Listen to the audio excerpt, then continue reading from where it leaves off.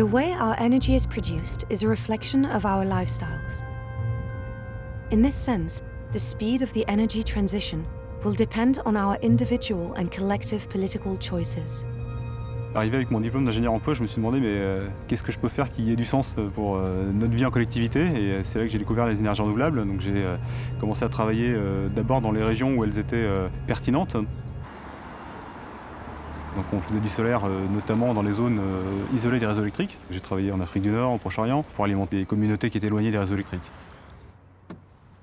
Today, Samuel Faure works for the Enercop cooperative in the Pays de la Loire. He coordinates local 100% green and renewable energy projects. On a des panneaux solaires qui sont installés en ombrière au-dessus du parking. La consommation, elle va alimenter directement les bâtiments administratifs du syndicat. Ensuite, elle va alimenter la salle de spectacle à Capella en face, et puis l'aire des gens du voyage qu'on a juste derrière. On a une production qui est directement sur le site de consommation, donc on évite toutes les pertes en transport et distribution dans les réseaux électriques. On a un parking ici, comme on en a des dizaines et des centaines à l'échelle du territoire. Et donc là, l'idée, c'est de pouvoir montrer ce qu'on peut faire en matière de production locale et de pouvoir le répliquer à l'échelle des communes et du département. Producing locally means reducing our imports. One more step towards energy independence. Next stop for Samuel, a group of farmers operating 5 wind turbines. Tout le plaisir qu'on a travaillé avec des parcs comme cela, c'est la dimension éducation populaire. Là, on a affaire à des gens qui sont ancrés dans leur territoire, qui connaissent leur territoire, qui sont capables de prendre en compte les enjeux typiquement des nuisances autour des installations. Donc tout ça, c'est des choses qu'un opérateur industriel privé, à la limite, ça n'intéresse pas trop. Du moment qu'il est dans la réglementation, ça suffit.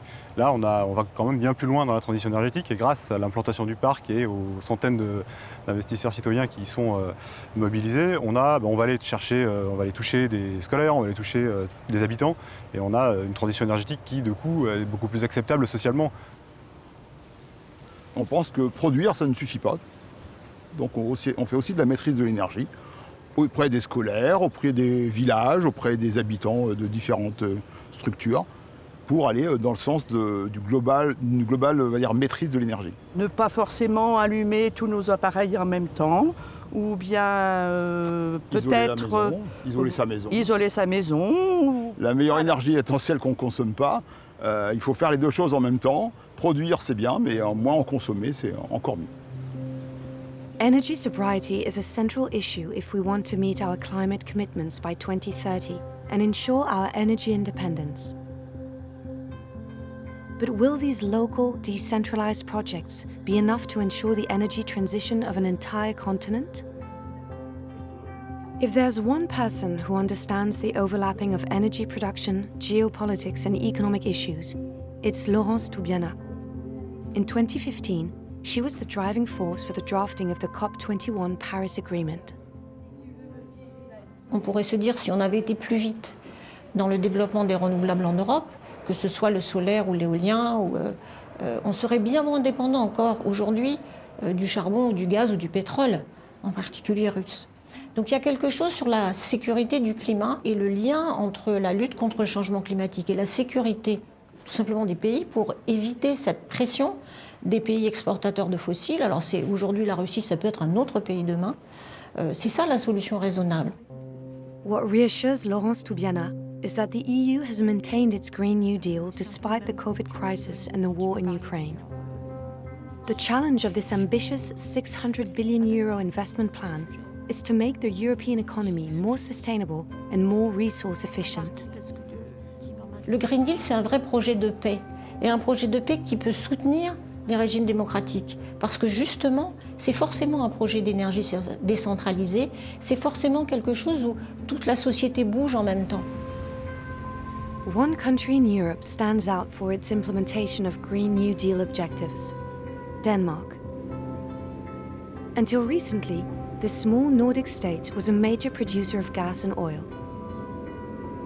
Today, the whole country has converted to renewable energies. Denmark's big promise is, tomorrow we'll produce 100% green energy, and we'll do it without reducing our energy consumption.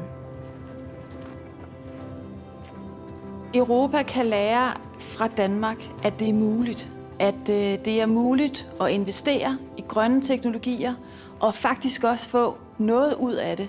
Mere end investering og en ærgerlig forpligtelse. Det har faktisk det har skabt muligheder.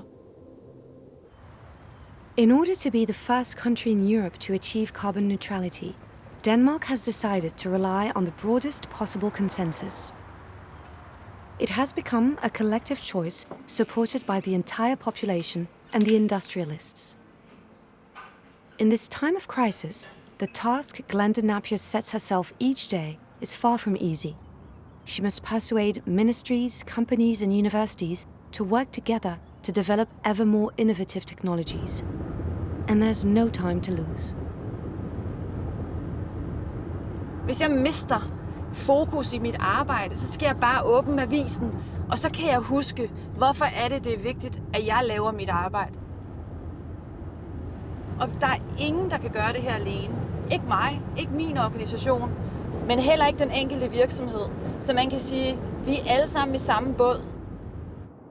Following massive investment, Denmark already produces 50% of its electricity from wind turbines. The port of Esbjerg to the west of the peninsula has become a strategic industrial site. 4 out of 5 offshore wind turbines in Europe leave here to be installed in the North Sea. Og meget af det er installeret herfra. Man kan sige, at de 112 havvindparker, der er i Europa, jamen der. Men det har man ligesom, det muligheder, det giver sig også i fremtiden. Ikke? Vi ser jo en industri, som du ved, der vokser og vokser.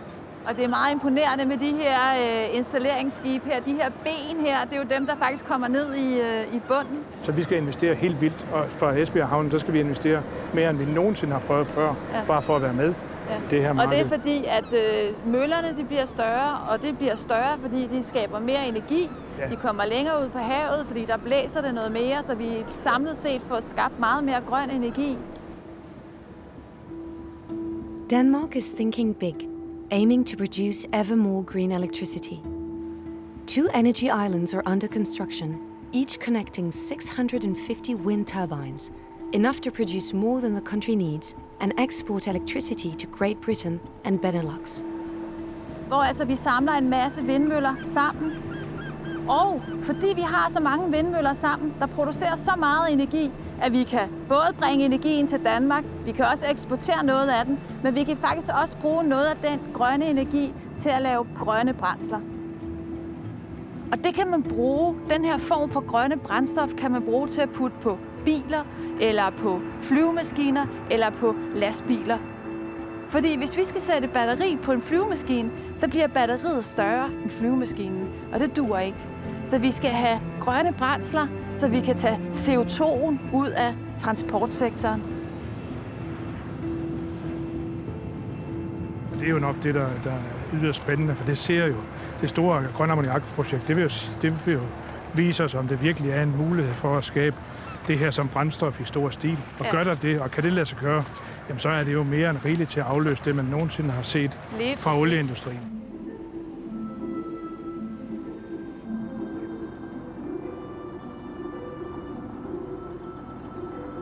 Ce qui nous aide aujourd'hui, c'est l'émergence des circuits courts, et notamment autour de ce qui se passe dans le monde de l'alimentation, par exemple, avec l'agriculture biologique. Et ça, c'est un argument qui résonne de plus en plus, et notamment de savoir qu'est-ce que je paye exactement quand je paye ma facture d'énergie. Last stop for Samuel, Saint-Joachim in Loire-Atlantique. Here, the town hall has become a green energy producer. Thanks to the money earned, it was able to reduce local taxes. A concrete example of how renewable energy promotes local participation.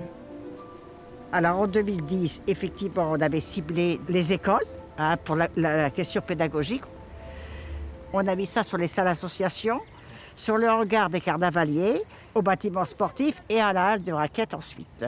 Voilà. Ça permet de diminuer drastiquement les dépenses énergétiques de la commune puisqu'on participe à l'autoconsommation, donc à diminuer nos dépenses, nos factures d'énergie, quoi. Soon, Saint-Joachim will install solar panels above the municipal cemetery.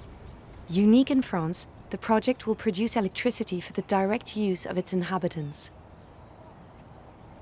Et parallèlement à cela, on voudrait créer une espèce de package énergétique et aider des familles en difficulté par donc la mise à disposition d'une puissance gratuite d'énergie pour pallier à leurs difficultés mensuelles, quoi.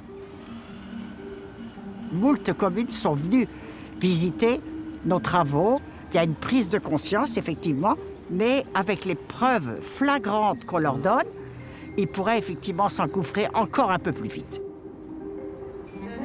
Oui, alors on vit effectivement une époque passionnante parce qu'on sort d'un monde qui était gouverné par des mastodontes et on voit qu'aujourd'hui il y a une vraie attente de la part des consommateurs d'aller vers des modèles un peu différents. En Allemagne, 2/3 de la production renouvelable est détenue par des acteurs des territoires. Là où en France, on a un acteur historique monopolistique qui assurait l'ensemble des investissements pour le compte de l'État. Et donc on est en train de faire cette transition d'un modèle énergétique très centralisé vers un modèle où on a dans les territoires des gens qui se prennent par la main, qui co-investissent ensemble.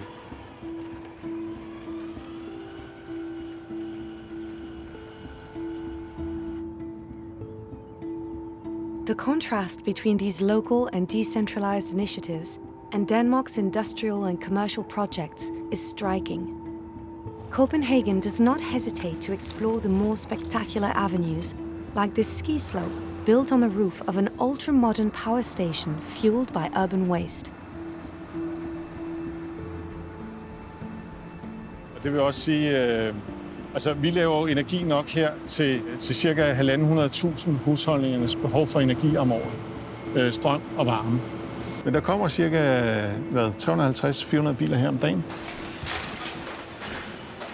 Og det er jo rigtig trist, fordi hvis det ligger på lossepladserne, og det udleder en masse af metan. Men det siger jo også noget om, hvor meget affald vi har i vores samfund. Helt sindssygt, ja. Already one of the most efficient in the world in terms of energy, this plant has embarked on a new experiment, capturing CO2 before it disperses into the atmosphere. Her har vi vores pilotanlæg til CO2-fangst. Og det her anlæg, det er designet, så vi kan lære en masse af det. Hvordan kan vi mest effektivt fange CO2? Hvad er det for nogle væsker, vi skal bruge for at fange CO2? I processen med at lære kommer vi til at fange 850 kilo CO2 i døgnet.